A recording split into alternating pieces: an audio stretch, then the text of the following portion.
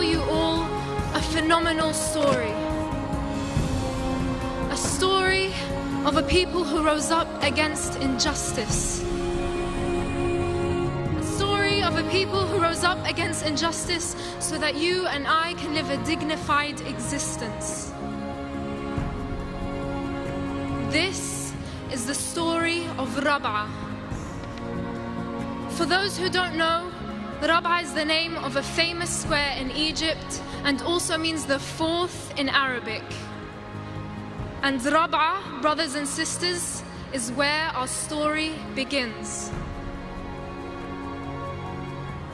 On the 3rd of July 2013, Egyptians woke up to the shocking news that a military coup had taken place in their beloved country. A coup overthrowing Egypt's first democratically elected Egyptian civilian president.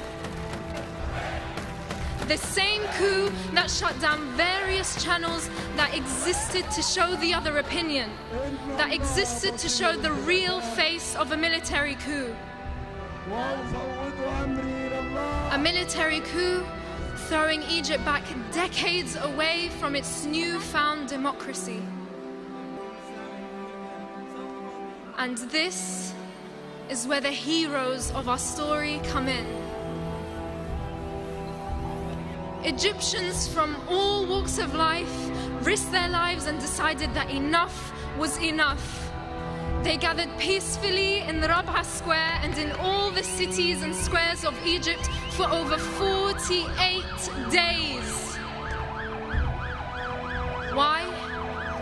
Because they believed in freedom, they believed in democracy, and they believed in justice. Rab'a was a spectacular example of peace and unity. I want you to imagine doctors, sheikhs, students, women, men and children just like you and I protesting every day under the blistering Egyptian sun. Their stomachs rumbling with a long day's fast through the whole month of Ramadan.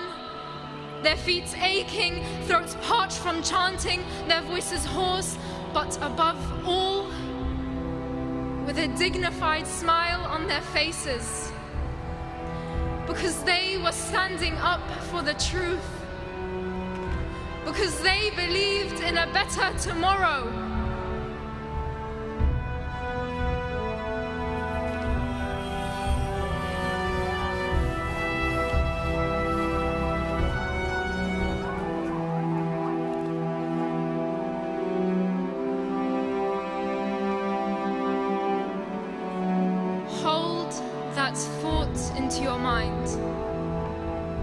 Remember the children's faces smiling as they're holding up placards saying, "Remember me."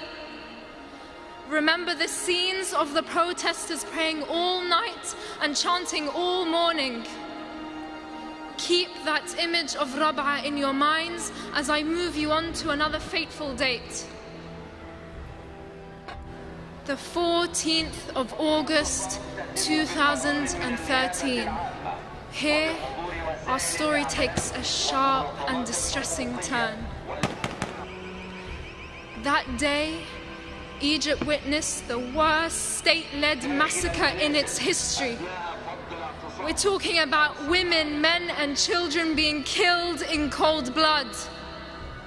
We're talking about over 2,600 people being killed for no charge and no crime, except that they dared come out and call for freedom and democracy in their own country.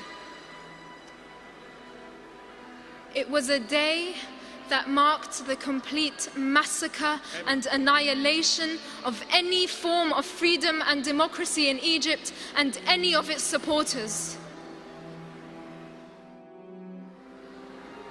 It was a day where bodies, tents, makeshift hospitals, and even the local mosque were burnt and torched down. It was a day where bulldozers closed off exits of Rabaa and all the cities and squares of Egypt. It was a day where the military forces and the police fired tear gas and live bullets into the crowd, not sparing anyone, young or old, woman or man.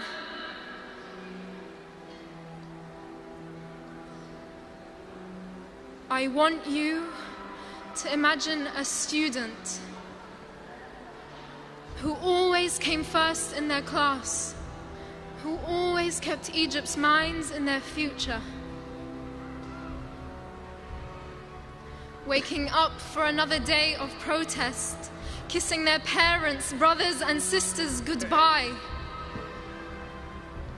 not knowing it would be for the very last time. I want you to remember a man named Ahmed Asim, a man who came to convey and portray the truth through the lens of his camera. The camera that filmed his own death. I want you to feel the despair his family had felt, to replay and replay and replay his last video, wondering and asking why and what he'd done to be killed.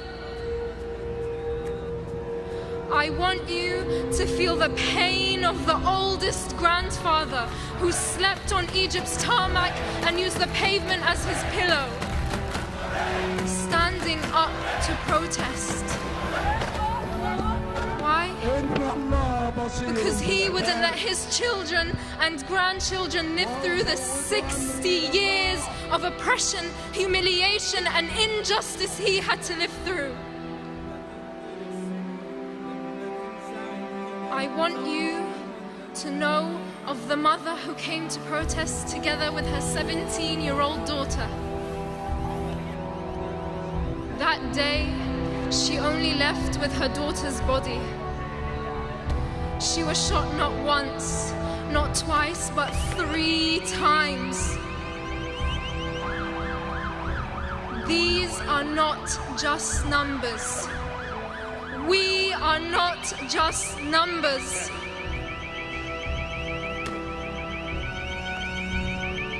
Our story does not end here. You can change that ending. Our heroes did not stop asking for their rights while the military continues to violate human rights daily. Our heroes did not stop protesting peacefully and will not stop protesting peacefully until democracy is restored and until the revolution that inspired the world is reclaimed. As fellow humans, we are duty-bound to uphold the basic values we all hold dear: freedom, dignity, and social justice.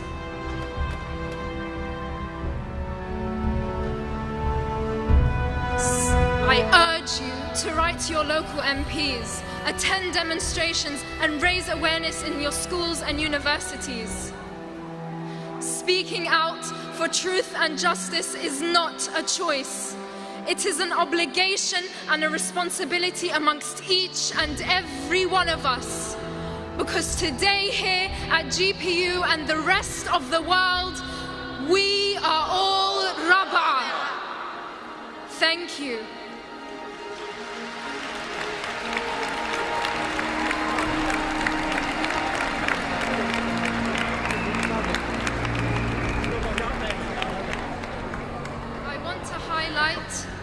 That today marks 100 days after the Rabaa massacre.